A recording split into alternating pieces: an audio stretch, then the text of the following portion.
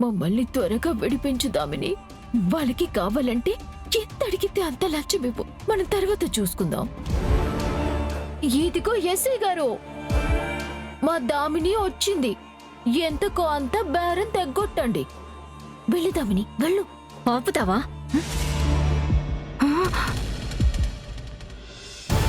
దామిని, నన్ను విడిపించే దామిని. నిన్ను విడిపించడం కాదు, వీళ్లతోనే నిన్ను కుళ్ళ పొడిపించాలి. అమ్మీ, ఎప్పటి వరకు ఏడాదే జరుగుండదమ్మీ. ఆ కోటింగ్ బ్రేక్ టైంలోనే ఇప్పుడు నువ్వు వచ్చుండావు. దామిని, ఏంటలా అంటున్నావు? నువ్వు నేను ఒకటే కదా. పళ్ళు రాలగొడతాను మరొకసారి ఆ మాట మాట్లాడావంటే. మా అన్నకి భార్యగా, నాకు వదినగా మంచి చేస్తావని నమ్మి ఇంట్లో విలువలేని నిన్ను నా బిజినెస్ లో పార్ట్నర్ని చేసుకుని ఎంకరేజ్ చేస్తూ వచ్చాను. అలాంటిది దొంగచాటుగా రోహిత్ అన్నయ్య వాళ్ళని రిసార్ట్ వరకు ఫాలో అయ్యిందే కాక అక్కడ అన్నయ్యని కిడ్నాప్ చేస్తావా? కిడ్నాప్ చేసి అన్నయ్య చనిపోయాడు అని రూమర్ క్రియేట్ చేస్తావా? దాని మూలంగా మేము ఎంత సఫర్ అయ్యామో నీకేం తెలుసు? అన్నయ్య గురించి ఆ నిజం అమ్మకి తెలిసిపోయుంటే ఎంత ఘోరం జరిగిపోయుండేది. దామిని, నన్ను తప్పుగా అర్థం చేసుకుంటున్నావు.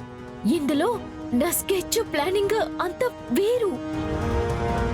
మీ రోహిత్ అన్నయ్యని చంపినట్టు అందర్నీ నమ్మించి ప్రీతిని జైలుకి పంపించేసి ఇంట్లో నా అధికారాన్ని తీసుకురావాలనుకున్నాను. పెద్ద కోడలిగా ఇంట్లో అధికారం నాదైనప్పుడు మన ఫ్యామిలీనే వాళ్ళని రూల్ చేస్తుందేమో అనుకున్నాను. అవసరమైతే ఇంటిని 2 ముక్కలుగా కూడా చేసేయటం చాలా సులువవుతుంది కదా. అందుకనే దామిని, రిస్క్ అయినా పర్వాలేదని నేనిలా చేశాను. కవర్ చేసింది చాలు, ఆపింకా.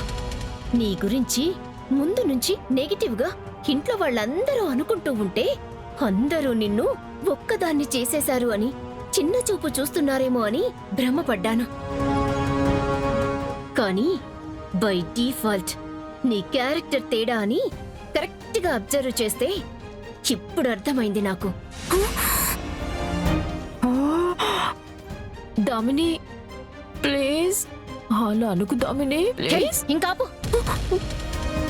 నువ్వు ఎంత ఏడ్చినా, కింద పడి పిచ్చిదాన్లాగా దొర్లాడినా ఐ డోంట్ కేర్. నీలాంటి వర్స్ట్ ఫెలోని నా పక్కన పెట్టుకుంటే నేను నీలాగే చూసే వాళ్ళకి అలాగే కనిపిస్తాను. నీ మూలంగా రేపు నా కంపెనీ కూడా దివాలా తీసే అవకాశం లేకపోలేదు.